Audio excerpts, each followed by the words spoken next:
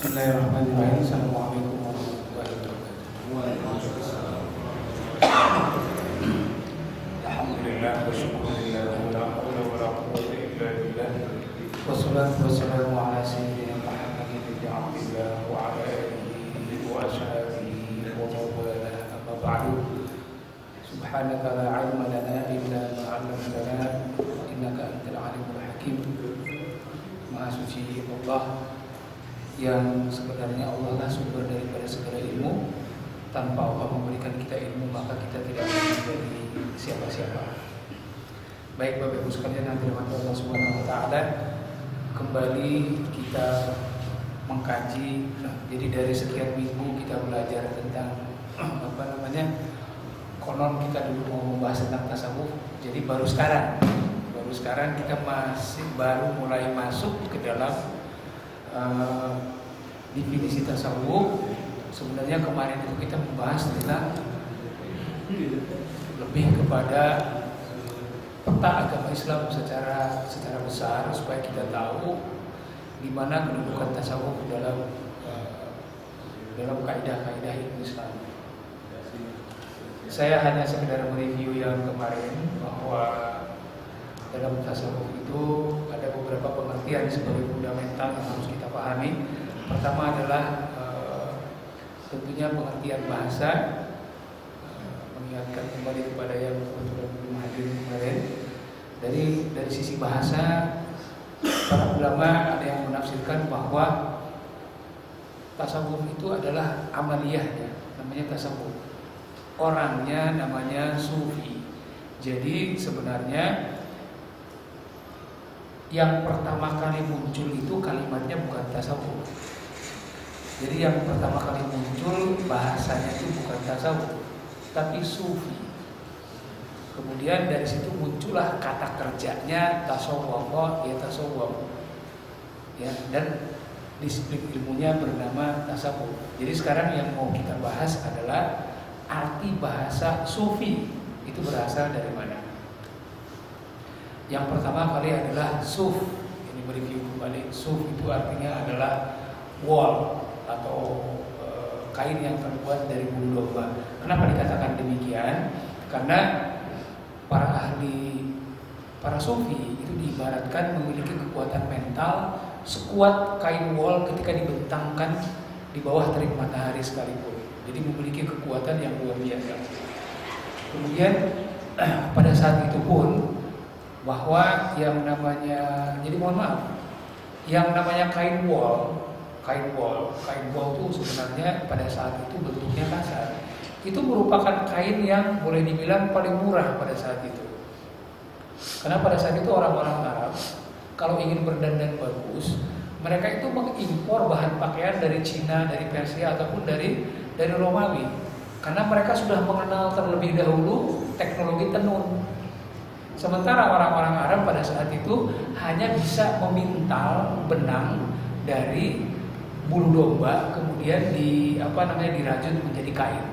Sehingga pada saat itu umumnya orang-orang proletar, orang-orang kelas bawah, itu jubah mereka itu terbuat dari kain bulu domba. Jadi jangan dianggap seperti sekarang orang pakai jas wol itu yang mahal. Dulu mah kagak. Sekarang makan sesuatu yang berbau wol, apalagi namanya kashmir misalnya kan, itu kan paling mahal. Kalau zaman dulu tidak. Bentuknya tebal, berat. Kalau kena hujan itu pasti akan nambah sekitar 5 kiloan. Ya, itu pada zaman dulu jubah-jubah yang terbuat dari wol itu adalah yang digunakan oleh kaum proletar. Sehingga para ahli sufi pada saat itu untuk menunjukkan kezuhudan dia, untuk menunjukkan ketidakberpihakan dia kepada dunia, sampai urusan pakaian dia mengambil kain yang paling murah. Mungkin kalau sekarang stratanya itu sama dengan kain dari karung goni lah gitu, kasarnya begitu, ya, atau kain, boleh dibilang kain kanvas yang kasar. Nah, jadi kenapa diibaratkan, kenapa kata-kata sufi itu diambil dari kata-kata suf? Konon sebagai ulama mengatakan itu secara mental orang-orang sufi itu memiliki kekuatan mental seperti diibaratkan seperti kain wol yang dibentangkan, atau karena mereka banyak sekali menggunakan jubah-jubah yang terbuat dari wol. Identitasnya itu seperti itu. Kemudian yang berikutnya adalah suffah. Suffah itu artinya adalah beranda. Nah, di sini adalah berandanya maksudnya beranda Masjid Nabawi. Karena disitulah berkumpulnya para sahabat yang lebih banyak menghabiskan waktunya untuk beribadah kepada Allah. Di antara para sahabat itulah Abdullah Al-Ghifari, kemudian juga Salman Al-Farisi dan lain-lain. Jadi mereka yang mendedikasikan waktunya hanya untuk beribadah kepada Allah. Suffah. Makanya mereka disebutkan sebagai ahlus suffah. Konon kata-kata sufi juga berasal dari kalimat itu. Jadi ini ijtihad ulama. Mana yang benar wallahu a'lam bishawab. Ya, karena kata-kata sufi yang seperti yang pernah saya sampaikan muncul 200 tahun kemudian setelah Rasulullah wafat. Jadi bisa dibayangkan betapa sulitnya kita menelusuri kalimat sufi. Jadi sehingga ulama berijtihad kira-kira kalimat sufi itu berasal dari ini baru 2 kalimat ini. Kemudian yang berikutnya adalah soft. Kata-kata sufi itu berawal dari kata-kata soft. Soft itu artinya barisan. Yang dimaksud dengan barisan itu adalah soft yang paling depan. Karena orang-orang yang memiliki kezuhudan, memiliki ketakwaan yang lebih daripada yang lain, saat itu kebanyakan mereka lebih banyak berdirinya di soft yang paling depan. Ya, jadi ini juga sekedar himbauan, jangan sampai kita menyepelekan fadilah atau pahala daripada orang yang sholat di soft yang paling depan. Orang-orang ahli tasawuf, orang-orang sufi berlomba-lomba sholat itu di soft yang paling depan.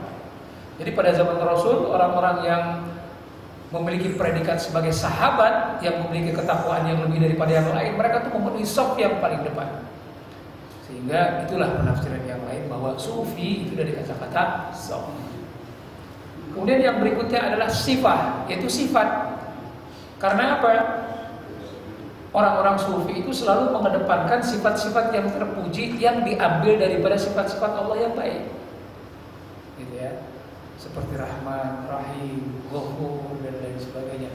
Jadi mereka mengedepankan sifat-sifat yang memang disyariatkan untuk diadopsi daripada sifat-sifat Allah. Seperti yang Rasulullah sabdakan, tasawwafu bi sifatillah. Hendaknya engkau mengambil sifat dari sifat-sifat yang dimiliki oleh Allah Subhanahu wa ta'ala. Tentunya dengan catatan jangan sampai sifat-sifatnya itu sifat-sifat yang menjadi identitas daripada Allah, seperti sifat sombong, sifat maha pemberi adab dan lain sebagainya. Itu hanya Allah yang memiliki sifat seperti itu. Jadi sufi yang berasal dari 3 suku kata shod, fa, ya, itu suku kata yang paling utama. Kemudian ya, itulah yang ditafsirkan oleh para ulama berasal dari kalimat-kalimat ini, sifat. Kemudian ada juga sofwa, sofa yasfi sofwa, artinya adalah suci. Karena para ahli sufah, para ahli tasawuf, para sufi itu selalu mengedepankan sifat yang suci, sikap yang bersih. Mereka menghindar dari berbagai macam hal-hal yang mengotori hati mereka, termasuk dalam urusan beribadah. Kenapa para sufi itu jangankan yang makruh, kalau kita kembali kepada klasifikasi bagaimana kita ini terbagi dalam urusan ibadah. Para sufi itu jangankan yang makruh, yang mubah aja nggak semuanya dia ambil, saking dia ingin hidupnya itu steril. Ya. Nah, kira-kira inilah arti bahasa yang diijtihadkan oleh para ulama yang terkait dengan berasal dari mana kata-kata sufi. Nah, kemudian definisi tasawuf dari sudut pandang istilah. Istilah itu artinya terminologi yang lain selain daripada bahasa. Di sini saya mengutip pendapat para ulama. Maka Imam Zakaria Al-Ansari mengatakan bahwa yang namanya ilmu tasawuf itulah ilmu yang mengajarkan pembersihan jiwa, perbaikan budi pekerti, serta pembangunan lahir dan batin untuk mencapai kebahagiaan yang abadi.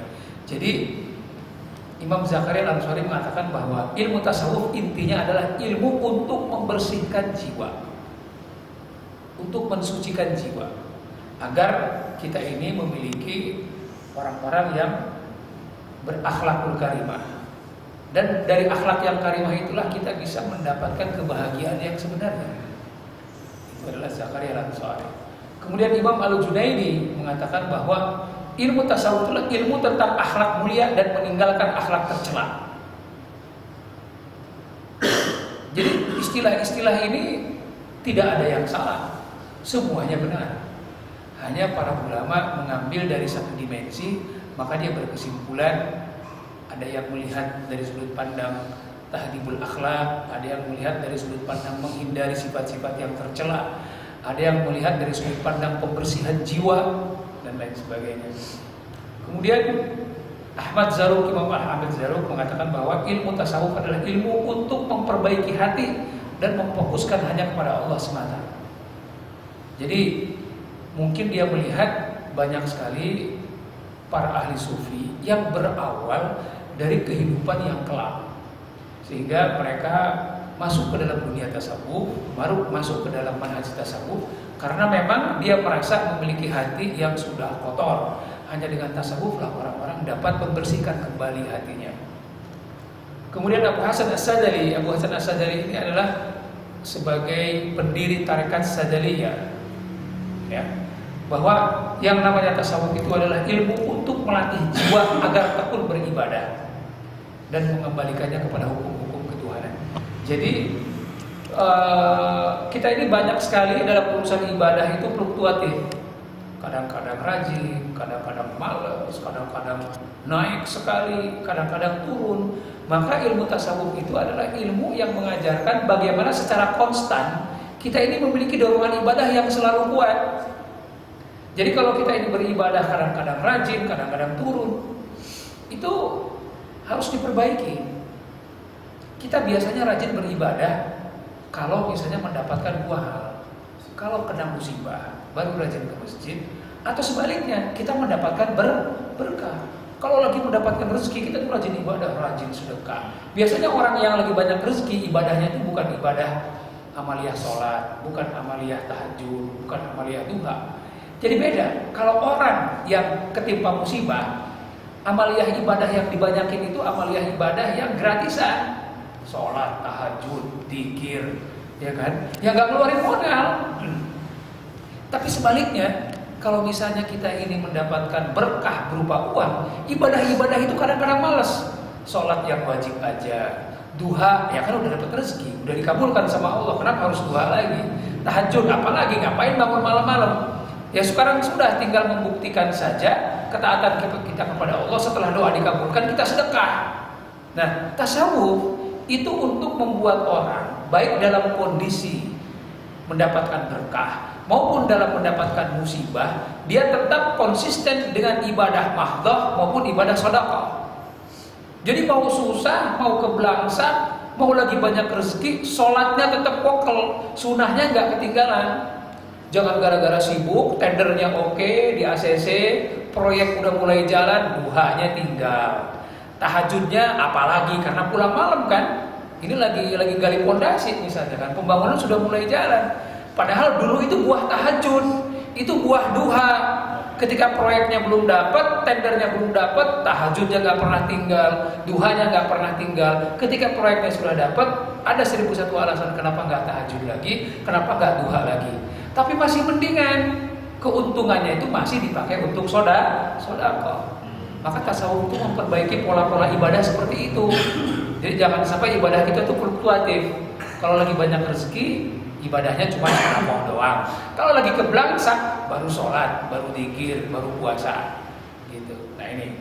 Ya. Kemudian Ibnu Ujaibah mengatakan bahwa ilmu tasawuf adalah ilmu untuk mencapai Allah, membersihkan batin dari semua akhlak tercela dan mengatasinya dengan akhlak terpuji. Jadi kalau misalnya kita sering mendengarkan dalam dunia tasawuf ada yang namanya thariqat, yaitu jalan menuju Allah, kemudian ma'rifat, yaitu sampai kepada hakikat mengetahui tentang zat Allah, itu adalah tujuan daripada tasawuf. Karena apa? Kadang-kadang kita ini tidak tahu ibadah itu untuk apa. Allah yang kita sembah itu sebenarnya wujud zatnya seperti apa. Maka tasawuf itu sebenarnya mengajarkan agar kita itu tahu sampai kepada ilmu tentang zat Allah dan ma'rifatullah. Supaya apa? Ibadah kita itu benar-benar khusyuk, benar-benar tekun, benar-benar kita ini tahu siapa yang diibadahi, siapa yang disembah. Persoalannya Allah itu suatu hal yang gaib. Terkadang kenapa sholat kita itu tidak khusyuk? Karena kita tidak memiliki pengetahuan tentang Allah. Allah itu apa sih yang kita sembah? Wujudnya seperti apa sih? Itulah yang membuat orang itu tidak khusyuk. Maka tasawuf itu mengajarkan pertama kali adalah kita ini memiliki kemampuan untuk mengetahui tentang zat Allah, tentang hakikat Allah. Kalau kita sudah mengetahui zat Allah, kita sudah mengetahui hakikat Allah, ibadah kita itu akan mudah untuk mencapai khusyuk. Jadi sebenarnya amaliyah tasawuf itu bukan amaliyah yang aneh-aneh, sederhana kok. Amaliyah tasawuf itu adalah memperbaiki ibadah kita dari yang selama ini ibadah mahdhah zahiriyah menjadi ibadah mahdhah yang memiliki dimensi batin. Orang kalau sudah ibadahnya itu memiliki dimensi batin, otomatis akhlaknya, perilakunya, karakternya dan lain sebagainya akan diwarnai oleh manfaat-manfaat baik daripada ibadah tersebut. Nah, kemudian kita perlu mengetahui tentang manhaj tasawuf. Jadi dalam dunia tasawuf itu juga banyak aliran, banyak mainstream. Jadi tasawuf itu tidak hanya didominasi oleh satu aliran saja. Di sana ada manhaj Madinah. Setiap manhaj itu memiliki karakter yang boleh dibilang kekhususan yang menjadi identitas manhaj itu dan mungkin juga tidak dimiliki oleh manhaj yang lain. Manhaj Madinah ini adalah manhaj yang paling tua. Cikal bakal tasawuf itu munculnya adalah dari manhaj Madinah. Munculnya dari Madinah. Itu muncul dari abad ke-1 juga sudah mulai muncul. Jadi tahun 99 Hijriah atau tahun 100 sekian Hijriah sudah mulai ada itu cikal bakal amaliyah tasawuf. Kenapa mulai muncul cikal bakal amaliyah tasawuf? Karena bayangkan itu sudah 100 tahun. Sehingga pada saat itu umat membutuhkan metode bagaimana caranya mengcopy paste tata cara ibadah para sahabat. Ya. Jadi istilah kata begini, Pak. Kalau mungkin mau diurutkan antara insinyur yang membuat mobil di pabrik dengan kita sebagai user, apa yang menjembatani antara insinyur yang membuat mobil di pabrik dengan kita sebagai user itu apa, Pak? Yang menjembataninya itu apa? Buku manual. Buku manual. Jadi sebenarnya tasawuf itu merupakan sebuah panduan manual bagaimana berperilaku seperti para sahabat. Jadi ada pertanyaan memang dari yang membuat tasawuf. Waktu zaman sahabat tidak ada tasawuf, memang betul. Istilah tasawuf pada zaman sahabat tidak ada. Istilah tasawuf pada zaman sahabat tidak ada. Tapi perilaku seluruh para sahabat adalah perilaku orang sufi. Orang yang membuat pabrik di mobil, orang yang membuat mobil di pabrik, kira-kira mereka butuh manual book nggak? Tidak perlu. Karena apa? Semua yang namanya manual book itu ada dalam kepala dia. Kita sebagai user, kita membutuhkan manual book agar apa yang diharapkan oleh para insinyur pembuat mobil itu, kita bisa mengendalikan mobil sesuai dengan arahan mereka. Nah, jadi yang namanya ilmu tasawuf itu merupakan, kalau kita analogikan, itu seperti buku manual bagaimana kita bisa mengcopy paste perilaku dan kehidupan ibadahnya para sahabat itu. Nah, ini muncul di di Madinah. Orientasinya, identitasnya itu adalah kekhusyuan dan konsisten dalam beribadah. Nah, itu tokohnya adalah Salman Al-Farisi dan Abdullah bin Mas'ud. Walaupun yang namanya Salman Al-Farisi dan Abdullah bin Mas'ud saat itu belum memiliki predikat sebagai sufi, tapi oleh para ahli tasawuf itu adalah generasi sufi yang pertama di antara para sahabat. Jadi kalau boleh saya ulangi, bahwa yang namanya kalimat sufi itu merupakan sebuah hasil metaformosis dari sebutan ahli ibadah dari yang pertama namanya sahabat. Jadi orang-orang ahli ibadah pada zaman Rasulullah disebut sahabat. Saat itu ribuan umat Islam, tapi tidak semua mereka memiliki predikat sebagai sahabat. Jadi orang yang memiliki ketaatan ibadah yang ultimate selain Rasulullah itu memiliki sebutan sebagai sahabat. Jadi pada saat itu betapa bangganya kalau mereka dikatakan sebagai sahabat. Ya. Istilahnya kalau anggota partai itu punya kartu tanda anggota. Itu kebanggaannya begitu. Jadi sebutan orang soleh, sebutan orang zuhud, sebutan orang yang wara pada zaman itu disebut sebagai sahabat. Padahal yang hidup pada zaman Rasul itu umat Islam jumlahnya ribuan, tapi yang memiliki predikat sahabat itu hanya 100 sekian, tidak banyak. Setelah generasi sahabat wafat, orang-orang soleh, orang-orang zuhud, orang-orang wara disebut tabi'in. Tabi'in ini adalah muridnya sahabat. Umat Islam jumlahnya sudah ratusan ribu, sudah puluhan ribu, tapi yang memiliki predikat tabi'in tidak banyak, karena mereka belajar langsung dari sahabat. Setelah predikat tabi'in, maka muncul kemudian orang-orang soleh disebut tabi'ut tabi'in, orang yang diajari oleh para tabi'in. Setelah generasi tabi'ut tabi'in, orang-orang soleh disebut para zuhad atau orang-orang zuhud. Nah, setelah kata-kata zuhud itulah muncul kata-kata sufi. Jadi kata-kata sufi itu merupakan perubahan penyebutan nama orang-orang soleh dari sahabat menjadi tabi'in, zahid atau zuhad atau zuhud, kemudian baru sufi. Jadi itu hanya merupakan sebutan saja, metamorfosis sebutan dari ketaatan-ketaatan yang dilakukan oleh para as-salafus saleh. Jadi kalau ada orang menggugat tasawuf, yang digugat itu apanya? Kalau yang digugat amaliyahnya, tidak ada satupun amaliyah tasawuf yang bertentangan dengan syariat. Semua sahabat pun amaliyahnya adalah amaliyah tasawuf. Kalau yang digugat itu istilah, kenapa harus digugat dengan istilah? Tafsir itu istilah baru, hadis itu istilah baru, fikih itu istilah baru, yang namanya nahwu sorof itu istilah baru. Kenapa itu tidak digugat? Ilmu tentang bahasa disebut ilmu nahwu, ilmu tentang syariat disebut ilmu fikih. Orangnya namanya faqih, ya. Jadi ilmu tentang bahasa namanya nahwu, ahli nahwu namanya nuhat. Ilmu tentang syariah namanya fiqih, orangnya disebut faqih. Ilmu tentang Al-Quran namanya tafsir, orangnya disebut mufassir. Ilmu tentang hadis namanya muhaddits. Ilmu tentang perilaku, amal ibadah orang-orang soleh waktu zaman Rasulullah itu namanya tasawuf. Dan orang yang mengamalkan namanya sufi. Jadi supaya kita nggak rancu. Jadi ketika orang menggugat tasawuf, kita balikin lagi, yang digugat itu apanya. Baik, kita kembali lagi kepada manhaj. Yang pertama manhaj Madinah, yang kedua adalah manhaj Basrah. Manhaj Basrah ini baru muncul kira-kira 100 tahun kemudian.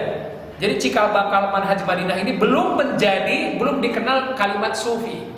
Tapi perilaku sufinya sudah mulai, kalau waktu zaman Madinah itu perilaku sufinya sudah mulai masif, sudah mulai banyak.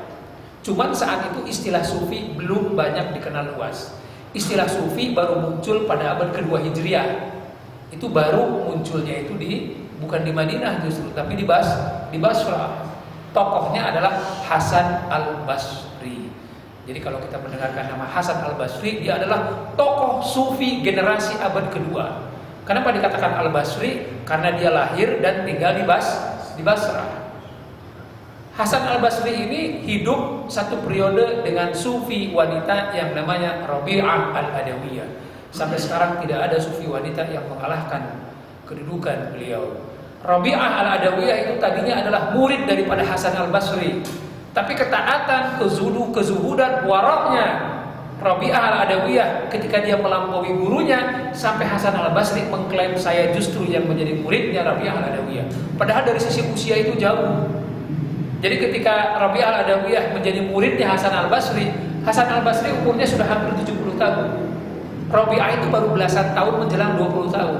Tapi dalam usia 30 tahun, Rabi'ah al-Adawiyah menjadi seorang sufi yang luar biasa, sehingga Hasan al-Basri yang sudah hampir mendekati umur 70-an akhir, mendekati 80 tahunan, dia akhirnya mendedikasikan dirinya menjadi murid daripada Rabi'ah al-Adawiyah. Dalam dunia tasawuf itu bisa terjadi ketika seorang murid karena ketaatannya luar biasa, dia menjadi mursyid, malah menjadi mursyid daripada bekas mursyidnya. Yang paling terkenal daripada statement Rabi'ah al-Adawiyah itu adalah yang sering dilantunkan dalam doanya dan sekarang itu abadi dilakukan Dalam doanya dia mengatakan, ya Allah, bakarlah surgamu agar umat beribadah bukan karena mengharapkan surga, dan bakarlah nerakamu agar umat beribadah bukan karena takut neraka.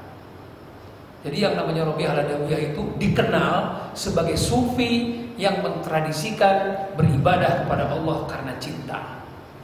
Jadi yang namanya manhaj Basrah, yang namanya manhaj Rabi'ah al-Adawiyah itu adalah manhaj tasawuf cinta. Jadi dialah yang mendeklarasikan tata cara tasawuf, tata cara ibadah tasawuf bukan karena orang beribadah mengharapkan surga, bukan beribadah karena takut neraka, tapi dia beribadah kepada Allah karena cinta. Ibadahnya orang karena surga itu adalah ibadahnya pedagang. Dia menuruti hitung-hitungannya.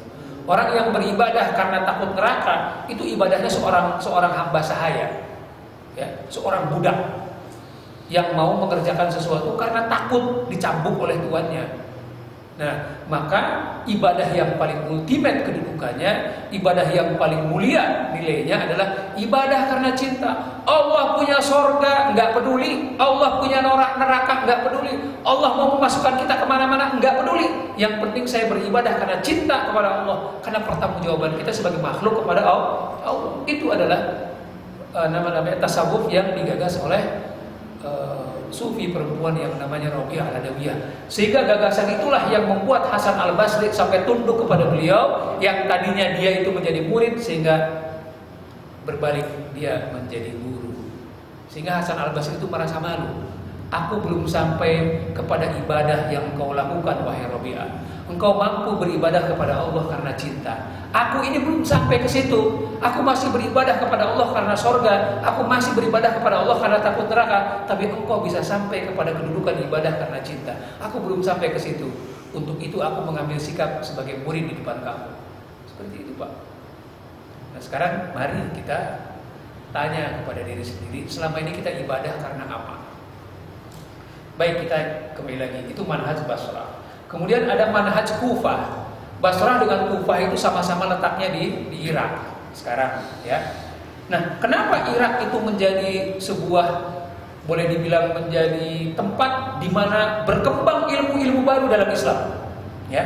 Karena pada saat itu pusat kekhalifahan Islam itu ada di Baghdad, ada di Irak. Jadi menjelang, jadi akhir abad pertama, menjelang jadi sekitar seperempat terakhir abad pertama, menjelang masuk kepada abad kedua Hijriah, pusat kekuasaan Islam itu pindah. Jadi oleh Muawiyah dipindahkan dari Madinah pertama dipindahkan dari Madinah itu ke Syam. Pertama dipindahkan ke Syam, ke Syria. Kemudian akhirnya dipindahkan ketika zaman Bani Umayyah dipindahkan ke Irak. Bani Abbasiyah dipindahkan ke Irak. Jadi Muawiyah mendirikan dinasti yang namanya dinasti Umayyah. Pusat kekhalifahannya itu di Suriah, itu di Syria sekarang. Kemudian ketika kekhalifahan Umayyah tenggelam pada sekitar 125 Hijriah, akhirnya kekhalifahan Islam itu pindah ke Baghdad. Ketika pindah ke Baghdad, banyak sekali kota-kota di Irak itu berkembang menjadi kota-kota yang menjadi pusat kemuliaan Islam yang sangat maju. Sehingga di situ dikenal dengan manhaj Basrah dan manhaj Kufah. Nah, manhaj Kufah ini sama di abad awal, di abad kedua, tapi dia muncul di abad pertengahan, ya. Ketika mulai pindahnya kekhalifahan ke Baghdad. Ini identitasnya, karakter daripada manhaj Kufah ini adalah kezuhudan. Kezuhudan itu adalah tidak melihat dunia sebagai sesuatu yang menjadi tujuan utama dari hidup. Jadi hidup sederhana. Jadi kalau kita melihat dalam sejarah para ahli sufi mengedepankan hidup sederhana, hidup zuhud, hidup tidak mewah, itu adalah manhaj Kufah, ya. Tokohnya adalah Sufyan ats-Tsauri. Jadi kalau kita mendengarkan Sufyan ats-Tsauri sebagai ahli tasawuf, itu adalah sebagai penggagas berdirinya manhaj Kufah. Kemudian yang berikutnya adalah manhaj Mesir, Al-Manhajul Masri. Ini sama juga pertengahan abad kedua Hijriah. Jadi muncul di mana-mana sesuai dengan bersamaan dengan berkembangnya Islam ke berbagai wilayah. Nah, di sini kenapa manhaj Mesir ini lebih beridentitaskan Sunni. Kenapa muncul istilah Sunni? Ada tasawuf Sunni. Karena pada saat yang bersamaan di Irak muncul juga manhaj tasawuf Syiah. Ya. Jadi di Syiah juga ada tasawuf. Itulah kenapa orang-orang menggugat tasawuf, karena dianggap bahwa tasawuf itu berawal dari Syiah. Sebenarnya tidak, karena pada saat yang bersamaan kalangan Syiah pun memiliki manhaj tasawuf. Maka manhaj Mesir memiliki kecenderungan untuk memunculkan identitas yang berbeda. Ketika di Irak sudah mulai muncul yang namanya manhaj tasawuf Syiah, maka di Mesir mendeklar bahwa manhaj tasawuf kami adalah manhaj Sunni. Dan itulah yang berkembang sampai sekarang. Jadi tokohnya kalau di manhaj Mesir itulah Dhunnun al-Misri. Itu semuanya berkembang di sekitar abad kedua Hijriah. Jadi pada awal abad kedua Hijriah, pertengahan kedua Hijriah sampai akhir kedua Hijriah, itu banyak bermunculan manhaj-manhaj tasawuf di berbagai kota dan berkembang sesuai dengan karakter kota itu.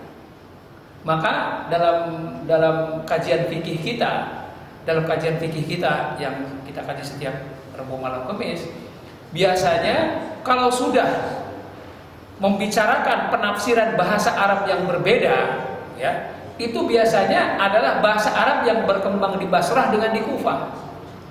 Maka dalam istilahnya itu suka dikatakan nuhatul Kufah. Nuhatul Kufah itu apa? Orang ahli bahasa Arab yang tinggal di Kufah atau bahasa Arab yang berkembang di Kufah memiliki pengertian kepada dalil ini adalah seperti ini. Jadi karena memang perkembangan bahasa itu sedemikian gencar berkembang di luar Madinah, sehingga penafsiran kepada hadis, penafsiran kepada tafsir Al-Qur'an pun dipengaruhi oleh kecenderungan pemahaman bahasa yang berbeda. Jadi ini hanya sekedar ilustrasi bahwa pada saat akhir abad ke-1 Hijriah menjelang awal abad ke-2 Hijriah, sebenarnya pusat peradaban Islam itu tidak lagi di Madinah. Kapan itu balik ke Madinah? Kapan itu balik ke Hejaz? Kapan itu balik ke Mekah? Waktu Hejaz atau Mekah Madinah dikuasai oleh klan Ibnu Saud. Baru mereka berusaha mengembalikan kejayaan Islam itu ke tanah kelahiran Islamnya, yaitu di Hejaz, yaitu Mekah dan Madinah. Bayangkan itu hampir 1.300 tahun, hampir 1.200 tahun itu yang namanya peradaban Islam, yang namanya kejayaan Islam itu tumbuhnya justru di luar Hejaz, di luar tempat di mana Islam dilahirkan. Termasuk di dalamnya adalah tasawuf. Nah, kemudian di sini manhaj thariqat. Jadi kalau kita mendengarkan tasawuf, biasanya amaliyahnya itu bentuknya adalah thariqat. Kita kan sering mendengarkan di Padang ada yang namanya thariqat Naqsabandiyah, ada thariqat Sattariyah, ada thariqat Sadaliyah, ada thariqat macam-macam, ya. Turunan-turunannya pun ada, varian-varian daripada Naqsabandiyah pun macam-macam, ada Qadiriyah dan lain sebagainya. Manhaj tarekat. Pertama adalah tarekat Khistiyah. Ini kalau tasawuf itu munculnya di abad kedua Hijriah, tapi tarekat itu munculnya itu sekitar abad keempat Hijriah. Jadi bisa dibayangkan istilah tarekat, kelompok-kelompok tarekat itu munculnya justru abad keempat Hijriah, bukan berbarengan dengan munculnya tasawuf. Itu pendirinya adalah yang memulai itu Abu Ishaq Al-Kisti. Orientasinya adalah Batiniyah. Di sini mulai dikenal dengan syair-syair sufi.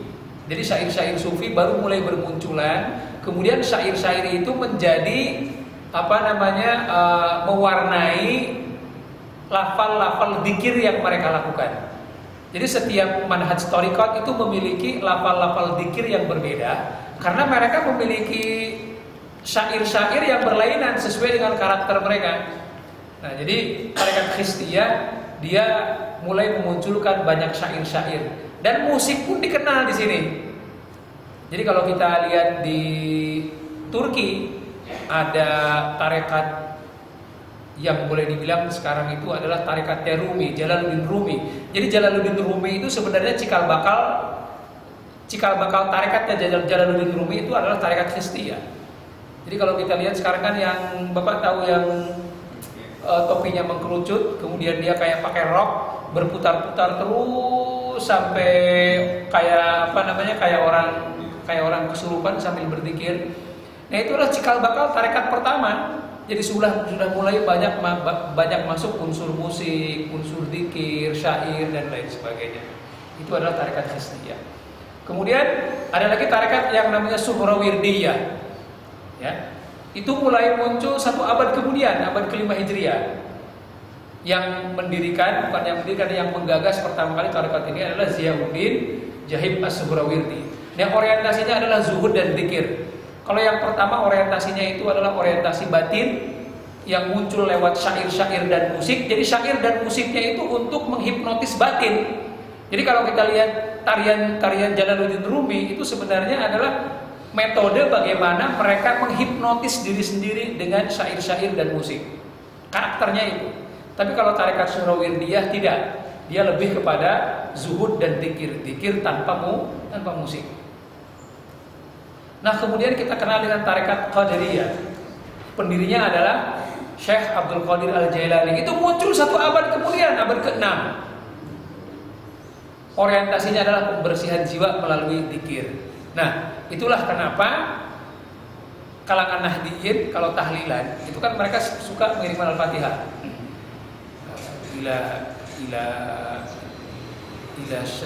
Ila masyayikhina khususan ila Syekh Abdul Qadir Al-Jailani. Banyak orang yang nggak ngerti. Banyak orang yang menggugat. Tahlilan Bapak tahlilan udah puluhan tahun kan. Dari mulai kecil kita udah tahlilan. Tapi kita mulai mempertanyakan Abdul Qadir Al-Jailani ku sopo yang dikirimin Fatihah. Kita mulai menggugat, kita mulai bertanya tentang Fatihah yang kita kirimkan kepada Syekh Abdul Qadir Al-Jailani. Setelah orang-orang Salafi menggugat, untuk apa kamu kirim Fatihah kepada Syekh Abdul Qadir Al-Jailani? Sebenarnya siapa? Nah, Syekh Abdul Qadir Al-Jailani adalah seorang sufi, termasuk yang menjadi rujukan orang-orang ahli tasawuf di Indonesia. Jadi manhaj tasawufnya orang-orang NU itu adalah manhaj tasawuf Qadiriyah. Sehingga dalam tahlil mereka merasa perlu untuk menghormati gurunya, mursyid agungnya, mursyid utamanya Syekh Abdul Qadir Al-Jailani.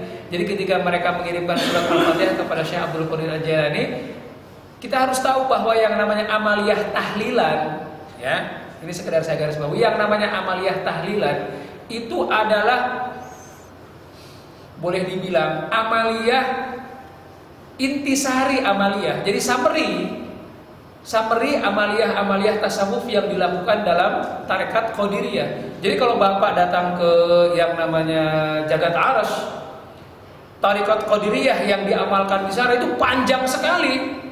Bisa dari jam 8 pagi sampai jam 11 siang baru selesai 3 jam. Sementara tahlilan kalau kita baca itu nggak lebih daripada 1/4 jam. Jadi tahlilan yang kita bacakan itu sebenarnya adalah bentuk summary daripada amaliyah tarekat yang dilakukan dalam manhaj tarekat Qadiriyah. Sehingga kenapa para pembimbingnya, para orang yang mimpin tahlil selalu berusaha mengirimkan atau mengajak mengirimkan surat Al-Fatihah kepada Syekh Abdul Qadir Al-Jailani. Salah enggak? Tidak salah. Tidak salah kita mengirimkan Al-Fatihah kepada Syekh Abdul Qadir Al-Jailani. Yang salah itu kenapa para kiai, para guru tidak menerangkan. Jadi yang salah itu kiai-kiainya tidak menerangkan alasan kenapa dia harus mengirimkan Fatihah kepada Syekh Abdul Qadir Al-Jailani. Itu saja sebenarnya kekurangannya. Kalau diterangkan insya Allah mengerti. Karena persoalannya kita melakukan amaliyah tahlilan tanpa kita tahu tahlilan itu bersumber dari mana. Gitu ya. Jadi sebenarnya secara tidak langsung setiap dari kita yang melakukan tahlilan, kita ini sudah mengamalkan amaliyah thariqat, cuman dalam porsi yang sangat sedikit. Itulah yang namanya thariqat Qadiriyah atau Qadariyah. Ya. Paham sampai di sini, Pak? Jadi yang namanya tahlilan yang kita lakukan adalah salah satu varian kecil daripada amaliyah thariqat Qadiriyah. Nah, kemudian yang berikutnya adalah thariqat Naqsabandiyah. Nah, ini berbeda. Naqsabandiyah di Indonesia itu banyak berkembang di Padang, di di Lombok, di Sulawesi. Sebagian kaum Nahdliyin juga mereka selain mengamalkan tarekat Qadiriyah juga mereka mengamalkan tarekat Naqsabandiyah. Jadi banyak kalangan yang dalam waktu yang bersamaan mereka mengamalkan atau mengikuti dua tarekat yang berbeda. Tidak masalah. Banyak orang-orang NU mereka juga pengikut tarekat Naqsabandiyah, sehingga mereka ziarahnya juga kepada Naqsabandi, Bahauddin An-Naqsabandi di Naqsabandi sana. Mereka juga menziarahi makam Syekh Abdul Qadir Al-Jailani. Jadi tidak istilahnya suatu fenomena yang biasa ketika seseorang itu mengadopsi amaliyah tarekatnya itu dalam dua manhaj yang berbeda. Nah, jadi kalau misalnya ada tarekat yang rada-rada berbau mistis, itu adalah tarekat Naqsabandiyah. Abah Anom di Tasik, dia itu tokoh NU, tapi tarekat yang dia kembangkan itu tarekat Naqsabandiyah, bukan tarekat Qadiriyah. Jadi NU memiliki dua manhaj yang berbeda. Malah orang-orang NU mengambil dua-duanya. Jadi kalau kita lihat siapa tarekat Naqsabandiyah, tokoh tarekat Naqsabandiyahnya di NU ya Abah Anom. Makanya kenapa itu sering digugat, karena berbau mistis. Ada teman saya dari kalangan Salafi mengantarkan temannya ke Abah Anom. Abah Anom waktu itu kira-kira beberapa bulan sebelum wafat. Dia udah nggak sadar dengan siapa dia ketemu. Tapi orang-orang pada menciumi tangan dia, minta berkah sama dia. Kemudian teman saya bertanya, kok kenapa mereka melakukan itu? Saya bilang tidak setiap tarekat itu memungkinkan orang terdorong untuk melakukan seperti itu. Tapi karena tarekat Naqsabandiyah itu ada unsur mistisnya di situ. Jadi walaupun Abah Anom dalam kondisi sakit, tidak sadar, dalam keadaan koma, dia tidak sadar dengan siapa dia berhadapan. Tapi orang meyakini bahwa dengan kedekatan, dengan mencium tangan Abah Anom, mencium tangan beliau, ada unsur mistis yang mempengaruhi suasana batin dia. Jadi itulah karakter daripada tarekat Naqsabandiyah, itu ada unsur yang sedikit berbau mistis. Itulah tentang manhaj tarekat. Kelihatannya sudah hampir isya ya. Sebentar lagi.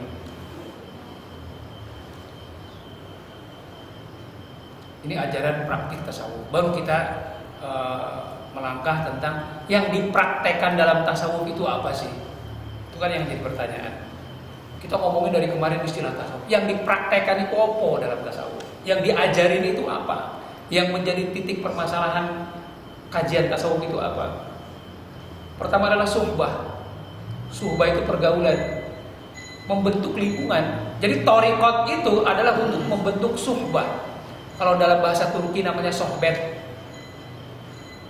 Jadi yang namanya thariqat Naqsabandiyah, thariqat Qadiriyah itu merupakan sebuah kelompok suhbah, kelompok untuk bergaul di antara sesama mereka, untuk melindungi manhaj dan keyakinan mereka. Nah, suhbah di sini bisa suhbah antara murid dengan murid, bisa juga suhbah antara murid dengan mursyid. Jadi yang namanya kelompok suhbah ini untuk melindungi agar jangan sampai murid itu akidahnya lari ke sana kemari karena selalu dibimbing oleh mursyid. Suhbah itu termasuk kata-kata sohib, itu diambil dari kata-kata suhbah, artinya membentuk kelompok pertemanan baik antara sesama murid maupun antara murid dengan mursyid. Jadi yang paling identik amaliyah tasawuf itu terbentuknya kelompok-kelompok thariqat atau kelompok-kelompok suhbah baik antara sesama murid maupun hubungan antara murid dengan mursyid. Kemudian adalah dia berusaha untuk mencari hikmah di balik daripada ilmu syariat. Jadi kalau manhaj yang lain yang tidak tasawuf, asal dia sudah mengamalkan ibadah sesuai dengan syariat cukup. Kalau orang tasawuf tidak, dia gali hikmah di balik sholat, dia gali hikmah di balik wudu, dia gali hikmah di balik zakat, dia gali hikmah di balik haji, di balik amaliyah haji, di balik puasa dan lain sebagainya. Jadi dia berusaha untuk melihat amaliyah ibadah dari sudut pandang batinnya, dari sudut pandang ruh ibadahnya, bukan hanya syariatnya saja. Ya. Teruskan atau bisa? Teruskan dulu ya. Kemudian mujahadah, yaitu pensucian jiwa melalui introspeksi. Mujahadah itulah zikir. Yang namanya zikir itu termasuk bagian daripada mujahadah. Seorang murid ketika dia bertemu dengan mursyidnya, minta bimbingan dan lain sebagainya, termasuk yang namanya uzlah. Uzlah itu seperti iktikaf, tapi dalam kuadran yang lebih serius. Itu yang namanya mujahadah. Jadi yang namanya mujahadah termasuk di dalamnya itu aktivitas uzlah. Uzlah itu bukan hanya sekedar i'tikaf, tapi i'tikaf dalam pengertian yang serius dengan waktu yang lebih panjang, dengan amaliyah-amaliyah yang lebih kaya lagi. Kemudian yang berikutnya adalah zikir. Itu amaliyah tasawuf yang paling utama itu zikir. Jadi kalau kita mengikuti amaliyah tasawuf, mengikuti tarekat tanpa zikir, berarti itu bukan tarekat. Jadi yang paling identitas yang paling muncul dalam amaliyah tasawuf itu adalah termasuk di zikir. Zikirnya berbeda-beda. Setiap tarekat itu memiliki warna zikir yang tidak sama. Kemudian mudzakarah. Nah ini yang identitas yang tidak banyak dimiliki. Mudzakarah itu pengakuan murid kepada mursyid. Dalam kelompok lain tidak dikenal yang namanya mudzakarah. Jadi mudzakarah itu ada satu sesi di mana mursyid menerima muridnya mengakui dosa apa yang sudah dia lakukan, kemudian mursyidnya membimbing. Hampir sama dengan dunia Katolik. Bedanya kalau Katolik itu ketika seorang jemaat mengakui dosa kepada gurunya tinggal mengatakan bayar 1 juta maka dosamu akan hapus. Itu saja. Kalau dalam dunia tasawuf tidak. Ketika seorang murid datang kepada mursyid, dia declare dengan jujur dosa apa yang sudah dia lakukan, maka mursyid itu tinggal membimbing. Apa bahaya daripada dosa yang kamu lakukan? Kemudian bagaimana caranya menghindar supaya tidak terjerumus lagi ke dalam dosa yang dia lakukan. Kemudian amaliyah yang berikutnya adalah khalwat. Khalwat itu menyingkirkan diri, ya, dari lingkungan yang buruk. Kadang-kadang dalam praktek tasawuf itu ada yang namanya khalwat. Dia pergi ke suatu tempat, rombongan satu bus. Mereka pergi ke makam Sunan Giri misalnya kan. Di sana iktikaf selama 1 minggu, nggak keluar-keluar, dzikir terus sambil mendengarkan tausiah dari mursyidnya, seperti itu. Jadi kalau kita melihat atau kita ingin mengetahui sebenarnya apa yang dipraktekkan dalam dunia tasawuf, yaitu suhbah, yaitu membentuk lingkungan antara seorang murid dengan mursyid, kemudian selalu mencari hikmah di balik amaliyah-amaliyah syariat. Jadi bukan hanya yang kelihatan di luarnya saja. Kemudian dia bermujahadah, berjuang untuk selalu membersihkan jiwanya dan menghindari dari perbuatan-perbuatan atau yang berpotensi menggiring dia untuk masuk ke dalam perbuatan dosa. Zikir, kemudian mudzakarah itu pengakuan dosa dari seorang murid kepada mursyid, dan khalwat. Kira-kira sedikit banyak inilah yang kalau kita klasifikasikan amaliyah-amaliyah tasawuf yang kalau kita masuk ke dalam dunia tasawuf kita tidak akan menghindar dari amaliyah yang disebutkan ini. Baik, inilah mungkin yang dapat saya sampaikan pada malam hari ini. Kurang lebihnya mohon maaf, kita lanjutkan lagi minggu depan tentang tahapan bertasawuf, ya. Ini baru judulnya aja saya munculkan. Kurang lebihnya mohon maaf. Allahumma waffiq ila aqwamit thariq. Assalamualaikum warahmatullahi wabarakatuh.